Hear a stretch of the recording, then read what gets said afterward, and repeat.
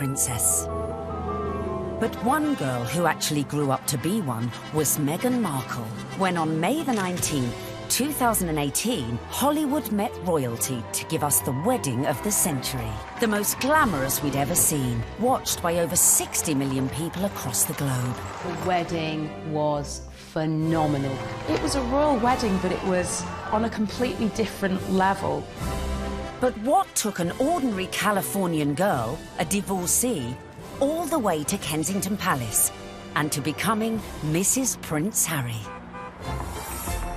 Tonight, we let Meghan Markle be our guide. Thank you so much. As step by step, we reveal how she found her prince. From her lucky birth into a world of celebrity...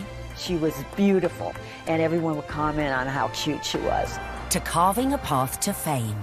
I think it well equips her for the intrusiveness that accompanies being a member of the royal family and being followed at every turn. Entering into royal circles. She's like an arm's throw away from Pippa Middleton.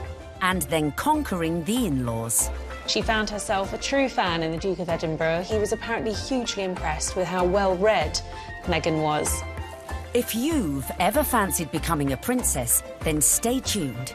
Because through Meghan's incredible journey, here is the definitive guide on how to bag a prince.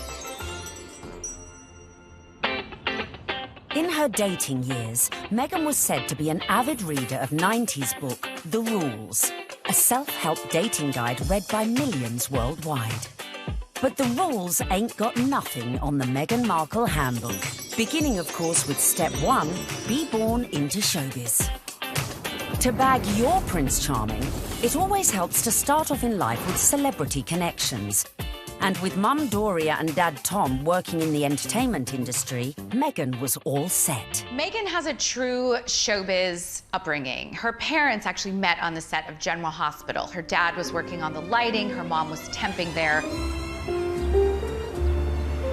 It was the late 70s when my parents met. My dad was a lighting director for a soap opera, and my mom was a temp at the studio. I like to think he was drawn to her sweet eyes and her afro, plus their shared love of antiques. Whatever it was, they married and had me. They moved into a house in the Valley in LA, to a neighborhood that was leafy and affordable. Nice, huh? You like these ponytails? Unsurprisingly, young Meghan soon caught the acting bug and would often visit her dad on the set of long-running TV sitcom Married with Children.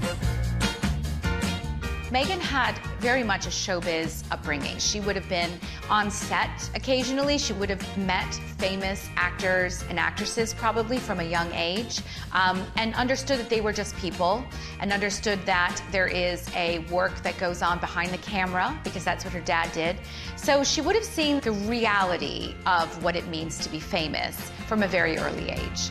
Married with Children was, at the time, considered so risque, it was even boycotted by some viewers. So I grew up on the set of Married with Children every day after school for 10 years. I was there. Wow. I know. It's a very perverse place for a little girl who went to Catholic school, no less, to grow up.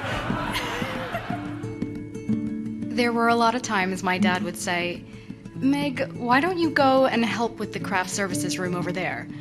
This is just a little off color for your eyes." I wasn't allowed to watch it at home.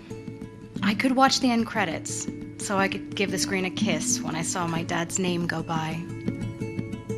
I mean, they seemed very close as father-daughter, and I mean, she was a striking child. She was beautiful, and everyone would comment on how cute she was. But beyond that, and more important than that, was the fact she was just a very nice little girl and very respectful, and just really a sweet kid to be around. I think one of the things that Meghan possesses, which is so ideal for her current role, is a comfortableness, a level of ease in front of a camera. And part of that would have been because she was raised to see the other side of a camera. Like her future hubby, Meghan's parents divorced when she was little, and from age 6, she lived with her mother. But even if she didn't know it yet, With her immersion into the world of showbiz, little Meghan's journey to find her Prince Charming had already begun. As developing a social conscience from a very early age is step number 2.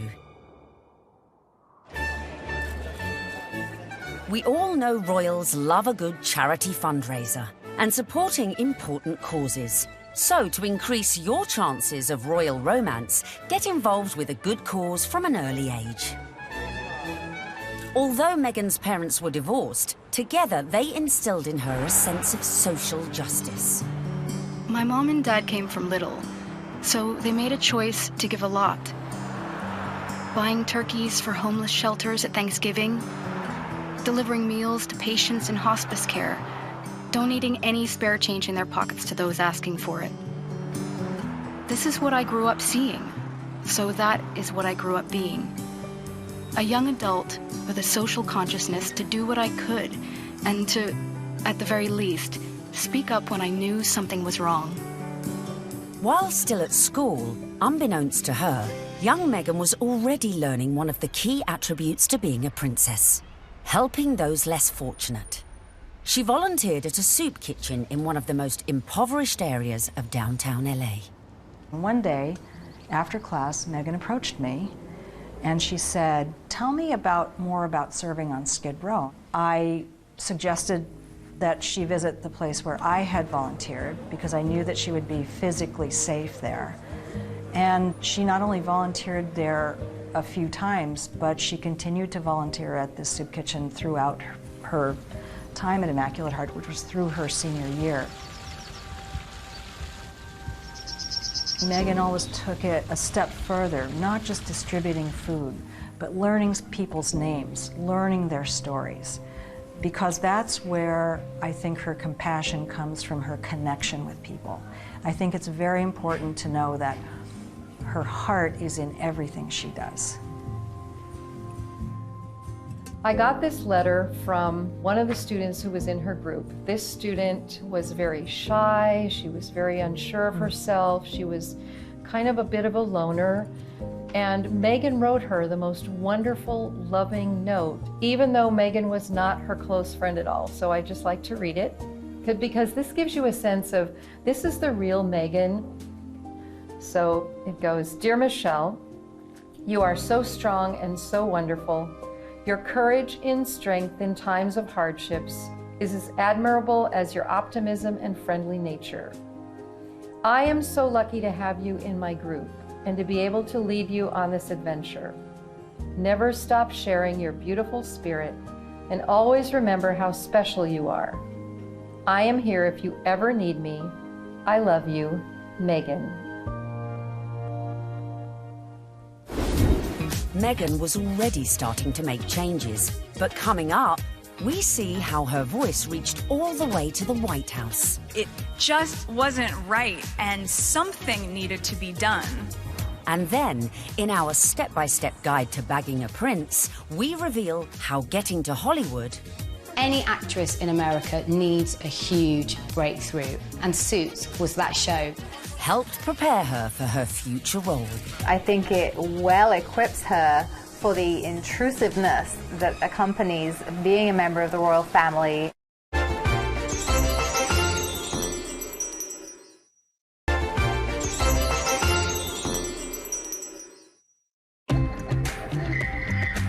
While still at school, Meghan had developed a strong social conscience. And as she grew, so too did her passion for change. Please welcome Meghan Markle. Which in 1993 took her all the way to the White House. Well, good evening. That doesn't feel like enough, does it? It's just great evening. Maybe that's better. The fact that Meghan is interested in these causes, that's not new. It's not something that she's taken up after a life of celebrity, that she's suddenly found out that she needs to help people. It really started from the very beginning, when she was just a little girl. So Meghan's first foray into activism came when she was 11 years old, and she and some classmates were watching commercials and analysing them for their social studies class. The gloves are coming off. Women are fighting greasy pots and pans with Ivory Clear. The tagline said, "Women all over America are fighting greasy pots and pans." 2 boys from my class said, "Yeah, that's where women belong, in the kitchen." I remember feeling shocked and angry and also just feeling so hurt. It just wasn't right, and something needed to be done. My name is Meghan Markle. I'm 12 years old. Last week at my school, we decided to watch the news for social studies. While flipping through the channels, we saw a commercial for the new Ivory Clear dishwashing liquid. In the commercial, they said women are battling grease, meaning only women do dishes. This infuriated Meghan, and she went home, talked to her dad about it. Her dad encouraged her to write letters to various people. Meghan wrote to Procter & Gamble, the company who made the advert, to then First Lady Hillary Clinton, and to children's current affairs show Nick News, who sent a reporter to interview her. I don't think it's right for kids to grow up thinking these things, that just mom does everything. So I was wondering if you would be able to change your commercial to people all over America. Thank you, Meghan Markle. Incredibly, the 12-year-old's lobbying paid off. And it was roughly a month later when the soap manufacturer, Procter & Gamble, changed the commercial. The gloves are coming off. People are fighting greasy pots and pans with Ivory Clear. She had a sense that she could affect change, even though she was just one small person. She had a voice. If you see something that you don't like or offended by on television or any other place, write letters and send them to the right people, and you can really make a difference for not just yourself, but lots of other people. Propelled into the limelight at such a tender age, as an adult, Meghan's passion to effect change would burn no less brightly and push her closer to the world of her prince-to-be. As some 20 years later, she would take on causes, some of which were close to her future beau's heart, such as becoming global ambassador for international children's charity World Vision, promoting sanitation projects in remote villages. Meghan's visits to countries like Rwanda, her focus on girls and women, all of these speak to her concern for female empowerment and really wanting to make a difference that way. You'll feel really good at the end of the day knowing that you've been a part of that. I gotta get these kids home. I'm gonna go take a picture with them. We all know that charity is a huge, huge thing for Prince Harry. He's been working with various charities for years, and it's something that's really close to his heart because of how important it was to his late mother, Diana. If you wanted to impress him, doing a lot of charity work would probably go down very well. But being charitable alone might not be enough to bag a prince. So bring on step number 3. Of course, one possible way to bring yourself closer to royalty is to become a celeb. Easy, right? Meghan was a natural-born performer after all. Long before I taught Meghan, I saw her in the school plays. And she was one of those girls, when she was on stage, you were drawn to watch her because she just had this charisma and this charm, and she was really good. We have a musical and a play every year, and she was certainly one of the many shining lights that we have here at Immaculate Heart. After leaving high school, Meghan's dramatic flair led her to enroll at the prestigious Northwestern University, where she studied theatre and international relations. International relations and basically showbiz. It is a perfect combination for someone who's going to be in the royal family. There's a lot of showbiz involved in the royal family, and you know, no one talks about it, but it is like being an actress. You have to be so excited to meet people, some of whom may even say something that's a bit insensitive or rude, and you have to still make small talk and still smile all the time. You get your picture taken. Meghan's preparation really couldn't have been better for this role. Prior to attending university, she auditioned for roles in music videos for artists such as Shakira. After the aftermath of Meg's audition. This is the aftermath of the audition, and it went pretty well. We just had to dance crazily, and so I did, and it was tiring. We just all danced like wild women, and I was shaking my hair around, and so that's that. While at university, Meghan showed promise on stage, starring in a number of student movies. Back home in LA one Christmas, a friend introduced her to a manager who'd watched one of her films. He offered to find her work in return for 10% of her earnings. But as she would soon discover, the path to success was not an easy one. A young actor, actress trying to break into the business, it is not easy. My parents had been so supportive, watching me audition, trying to make ends meet, taking all the odds and ends jobs to pay my bills. I was doing calligraphy, and I was a hostess at a restaurant, and all those things that actors do. There's so many people out here who want to get into the entertainment industry. It's difficult. I had a beat-up Ford Explorer Sport that rattled like a steamboat engine in the morning. It was burning out. I had started to give up. It was tired and running on empty, going from audition to audition, just as I was. I mean, you really have to be very self-promoting, and you have to be willing to, knock on doors and be very motivated and have good self-esteem, because you could get eaten alive out here. But Meghan remained determined to make it in Hollywood, despite the challenges along the way. I would drive to auditions and park at the back of the parking lot, far from the eyes of anyone who could see me unlocking the trunk and crawling into my car through its only feasible entry point. I would play it off, obviously, as though I was looking for something, reaching so deep for something that my car almost sucked me in to get it. Much like my experience in Hollywood, to be honest. Struggling, climbing hurdles, searching for something that I couldn't even see, and just reaching for it. By now, in her mid-20s, all Meghan had to show for her efforts were bit parts in TV soap operas, dramas, and the occasional movie. Fame was a distant dream. In 2006, she landed a job as a suitcase girl on the US version of quiz show Deal or No Deal, filming up to 7 shows a day. Meghan, open the case.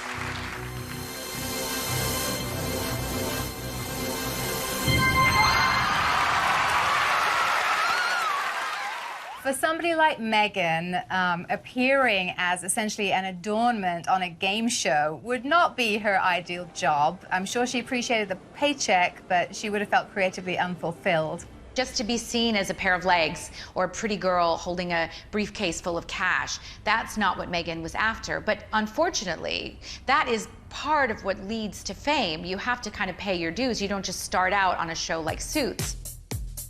I would put that in the category of things I was doing while I was auditioning to try to make ends meet. I was the ill-fated number, which for some reason no one would ever choose. I would end up standing up there forever in these terribly uncomfortable and inexpensive 5-inch heels, just waiting for someone to pick my number so I could go and sit down.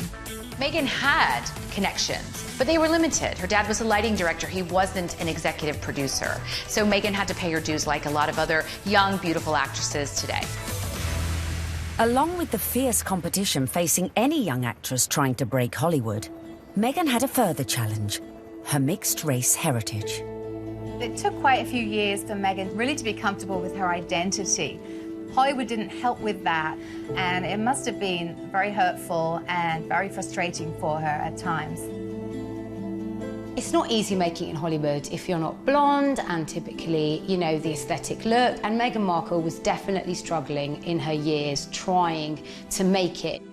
I'm biracial. Most people can't tell what I'm mixed with, and so much of my life has felt like being a fly on the wall. And so some of the slurs that I've heard, or the really offensive jokes, or the names. It's just hit me in a really strong way.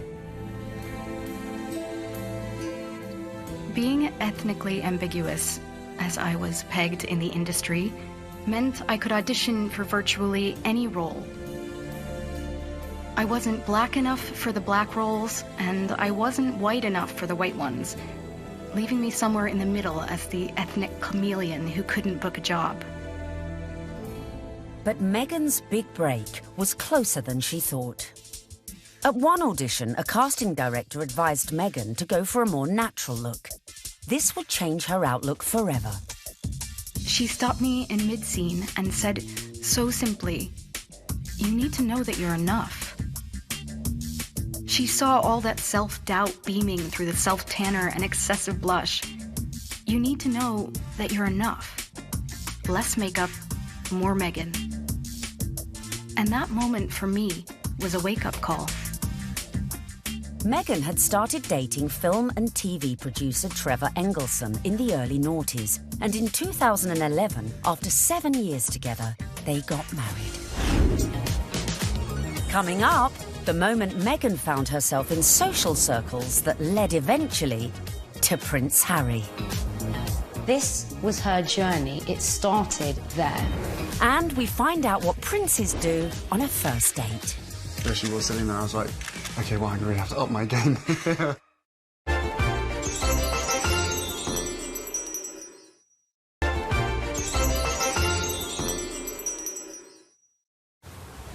Bagging a major TV role isn't easy. But luckily for Meghan, her breakthrough was just around the corner.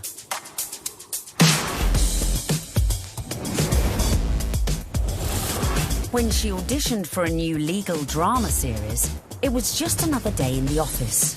Or so she thought. Suits was set in New York, but filmed in Toronto. It was the 5th pilot I would have filmed. I remember hoping this one would see the light of day. Never would I have imagined that this show would not just change my career, but also change my life.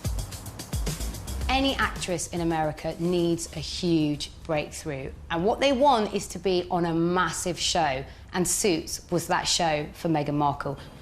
Meghan won the role of Rachel Zane, an ambitious young lawyer. Hi, I'm Rachel Zane. I'll be giving you your orientation. Wow, you're pretty. Good. You've hit on me. We can get it out of the way that I'm not interested. No, I'm sorry. I wasn't hitting on you. Trust me. I've given dozens of these, and without fail, whatever new hotshot it is thinks that because I'm just a paralegal, that I will somehow be blown away by his dazzling degree. Let me assure you, I won't. Meghan's character, Rachel Zane, was what we might call a grafter. She worked her way up, she had rich parents, but she didn't want to take any help from them. I guess there could be some crossover between Meghan's character, Rachel in Suits, and her normal everyday life. Her role within that, she's a strong, independent woman. Do you know what I mean? She commands respect, she commands authority. So when you look at Meghan in everyday life, she does that as well. You know, there is kind of some fluidity between those two roles there for sure. They're both very strong, driven, independent women, but they really have a heart of gold. They're a bit of a soft touch. They'll help anybody. We know this of Meghan, and I think as the show went along, Meghan was able to incorporate more of herself into the character. The flip-flop culture is part of just who I am. I love my cutoffs and flip-flops and being as relaxed as can be, which is why it's so fun to dress up and play Rachel. Finally, after years of hard graft, she'd landed her big break.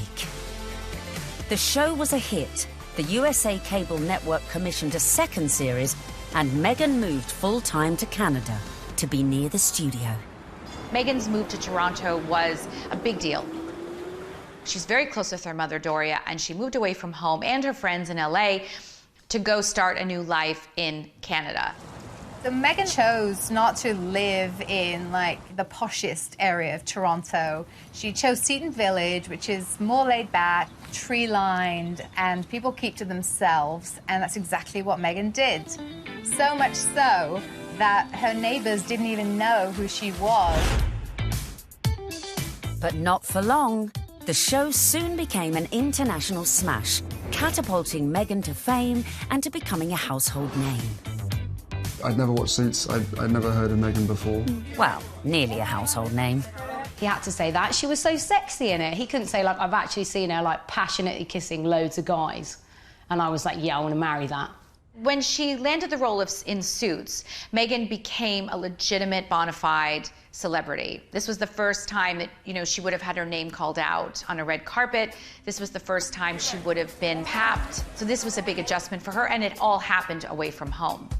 But being away from home wasn't without problems in her personal life, with husband Trevor. They were together for 7 years, married for 2. The problem with the marriage was the distance. And no sooner were they married than she got the gig on Suits, and she was in Toronto and he was in LA. And the relationship just didn't last. Meghan may have been unlucky in love, but her star was on the rise. And with stardom came power. Before filming season 4 of Suits, Meghan complained to the programme makers. She once said that every script seems to begin with, Rachel enters wearing a towel. And at some point, she put her foot down and was like, no, I'm not doing that. She doesn't need to be that. And the character evolved. I didn't think you'd be so naive. Excuse me? Your job wasn't to talk to Mr. Bailey once, and after being moved by his tale of woe, tell me to jump him to the top of the pile. It was to assess his case and present evidence. And it's exactly what I'm doing here. I just left 2 boxes of textbook prosecutorial misconduct with your secretary. You found all of that since yesterday? Yes, because while I may only be a second-year law student, I have been a practicing paralegal for the past 8 years. Looks like I have some reading to do. I'm sorry for interrupting your day. Good afternoon, Miss Zane. Meghan's global exposure as Rachel Zane was perfect prep for another future role. I think it well equips her for the intrusiveness that accompanies being a member of the royal family and being followed at every turn, because she was very used to, you know, sort of putting her own life in the spotlight.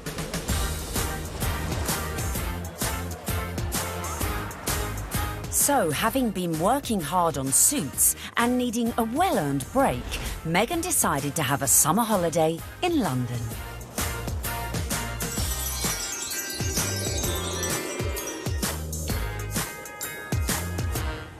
The summer of 2016, which turned out to be a very important summer for Meghan, was actually initially a bit of a getaway, a bit of a girls' holiday, a romp around Europe, a celebration of the fact that she was newly single, and she decided that she'd come on a road trip.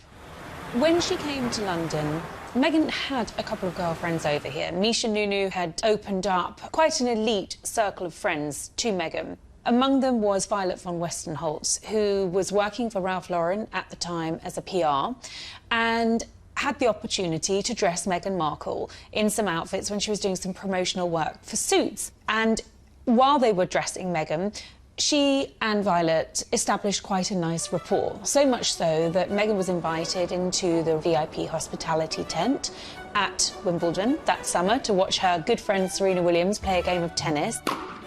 Obviously, you go to Wimbledon and you hang out in the VIP area. She was sitting in the royal box, pretty much. She was just close by. All the pictures have shown she's like an arm's throw away from Pippa Middleton.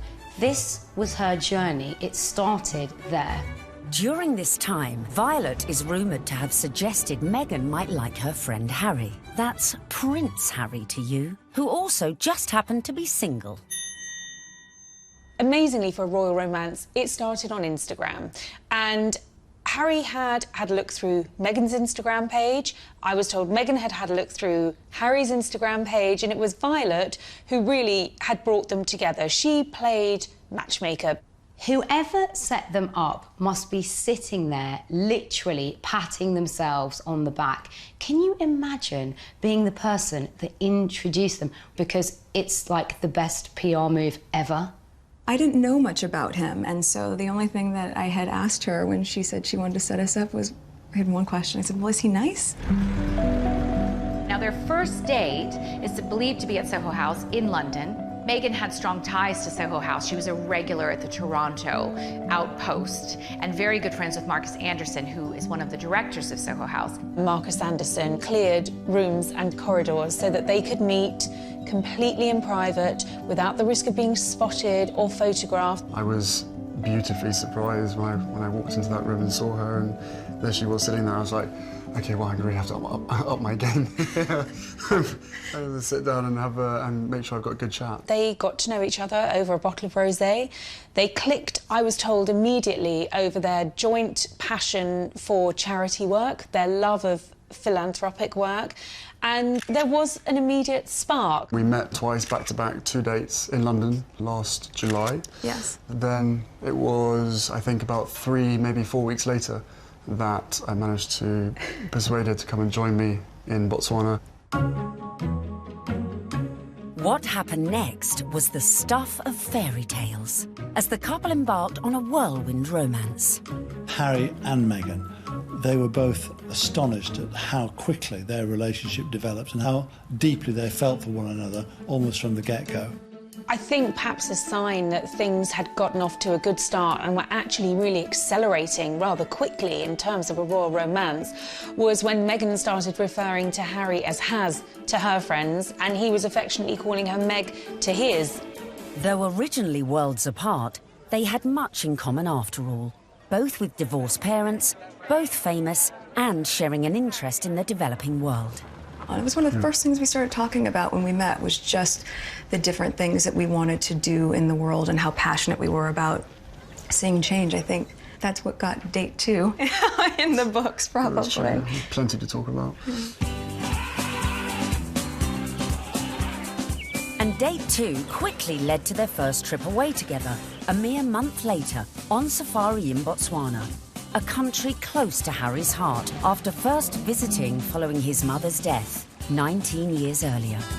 We camped out with each other under the stars. We she came and joined me for 5 days out there, which was absolutely fantastic. So then we were really by ourselves, which was crucial to me to make sure that we had a chance to get to know each other. A secret long-distance relationship then ensued, with the occasional clue, such as the couple being separately pictured wearing matching blue bracelets, and the odd tantalising social media post. But it wasn't long before the couple went public. So the next step to bagging a prince is perhaps the hardest: the engagement.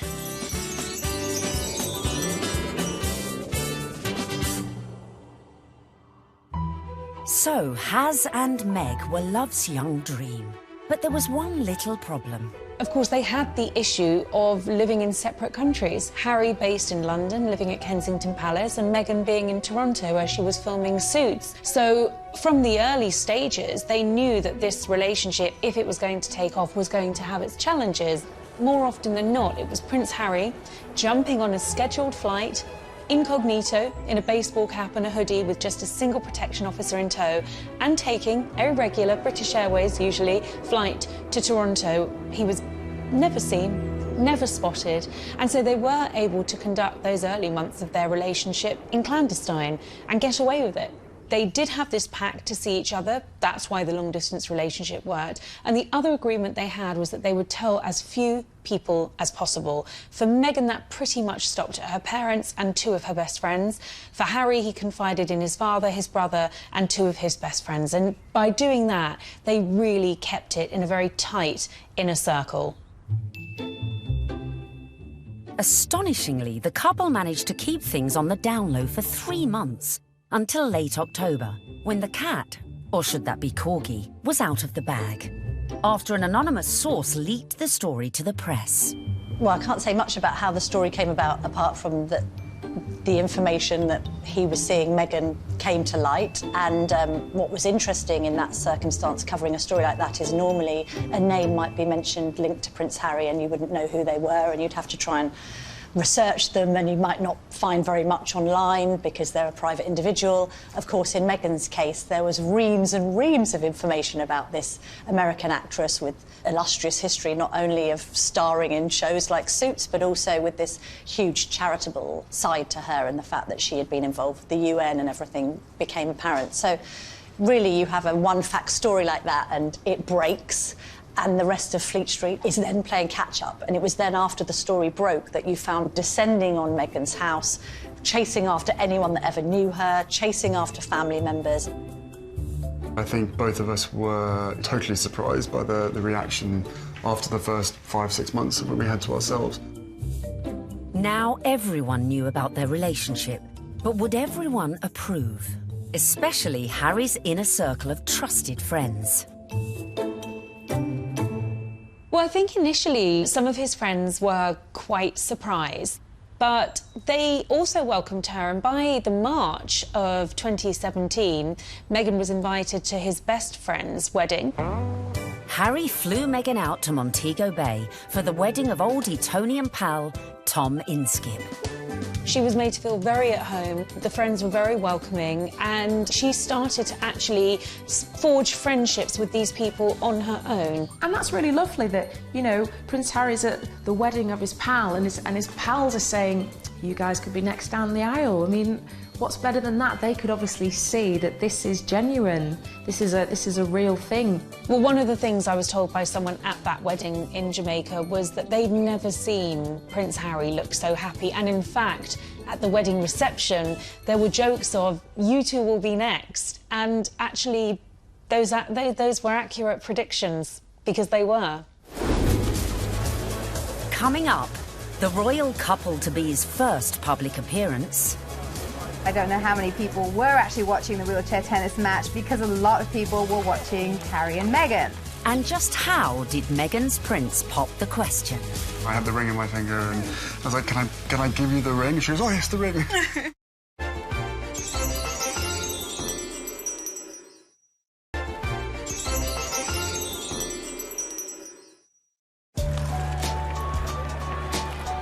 In September 2017, Meghan and Harry made their first public appearance together at the 3rd Invictus Games in Toronto.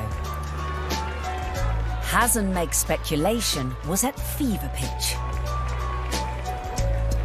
It was the public outing that every dedicated royal watcher has been waiting for. Just 24 hours later, the couple abandoned any effort to keep their feelings for each other private.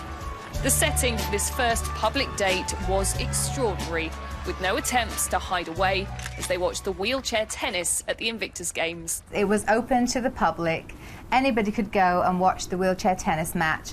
Although it has to be said, I don't know how many people were actually watching the wheelchair tennis match because a lot of people were watching Harry and Meghan. They were very touchy-feely, they were laughing together, staring into each other's eyes, whispering sweet nothings into each other's ears. It was everything that their adoring fans had wanted. I remember when I first heard that Harry and Meghan going out, it kind of almost came from nowhere. Do you know what I mean? That the whole process was very, very quick, it seemed, in comparison to kind of conventional relationships. But, I mean, come on, this isn't, you know, a normal relationship by anyone's standards. It's, you know, a prince, you know, and a Hollywood actress. Harry and Meghan were now well and truly in the public spotlight. But after 16 months of dating, Meghan got her private moment. While staying with Harry at Nottingham Cottage, his 2-bedroomed home set within the Kensington Palace estate, Hazza popped the question, and Meghan said yes. This afternoon, Prince Harry and Meghan Markle stepped hand in hand into the sunken garden at Kensington Palace. Step number 5 was done. The ring was on it.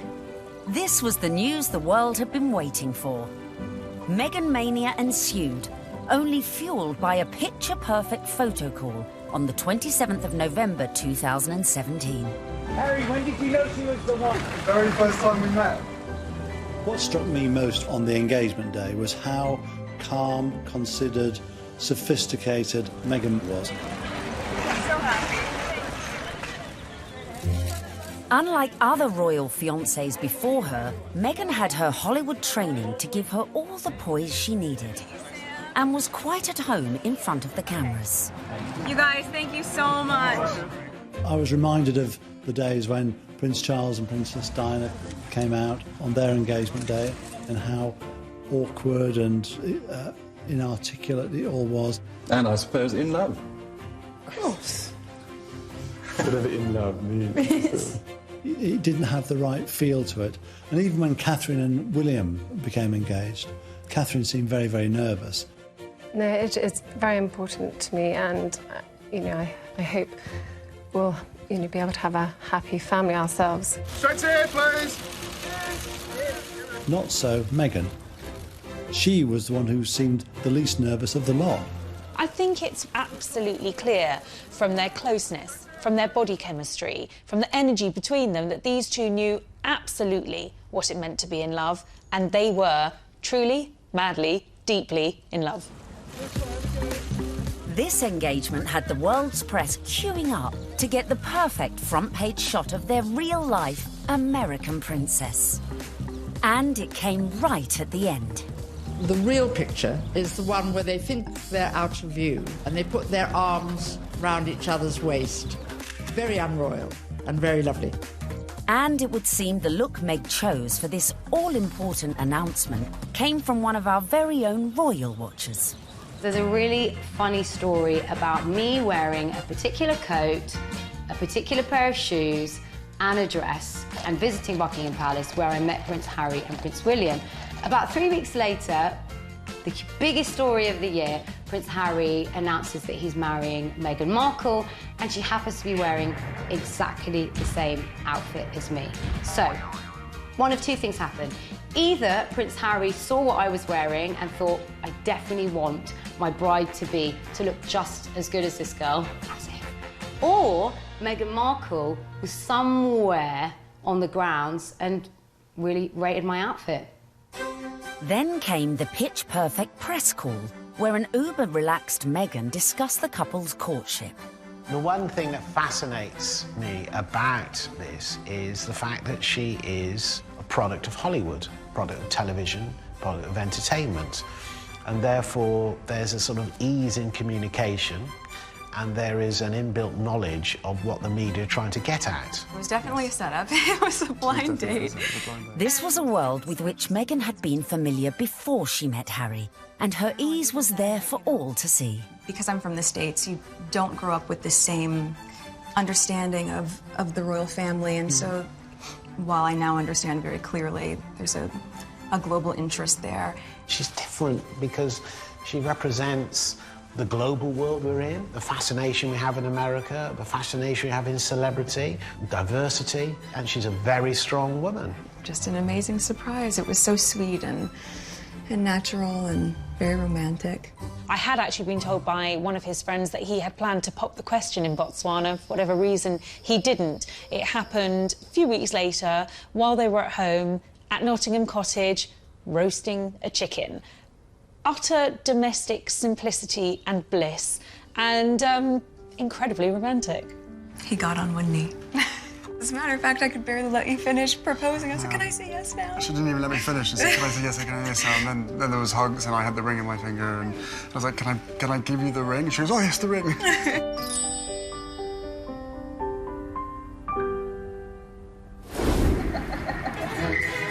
Meghan's life so far was the stuff of fairy tales. She'd found fame and fortune, fitted into London society, met a handsome prince, and now had his engagement ring on her finger. But events were about to take a tricky turn.